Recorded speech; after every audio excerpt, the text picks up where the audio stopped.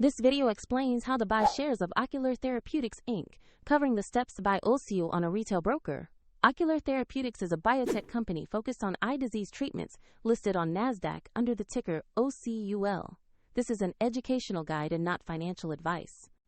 To place an order, you need a broker account. We use eToro as an example to show the process. After registration, you must verify your account, usually with an identity document, and add funds before you can buy shares. Use the platform search box and type the ticker OCUL to locate the Ocular Therapeutix Inc. listing. Make sure you select the NASDAQ entry that matches the company name. On the stock page, you will see basic company information and a price chart for OCUL. Confirm the company name and ticker to ensure you have the correct asset. Press the Invest or Buy button. Enter the amount you want to allocate, then review the order details and confirm the trade.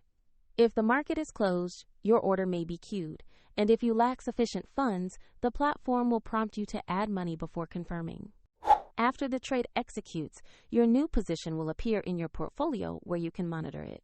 For more details and the example link, check the description below.